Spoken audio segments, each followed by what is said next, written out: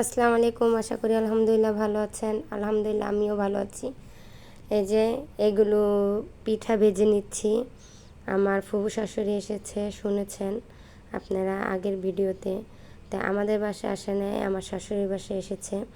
তাদের আনতে আমি গিয়েছিলাম আমার শ্বশুর বাসায়। তা তারা আসে নাই, রমজান মাস দেখে আসবে পরে।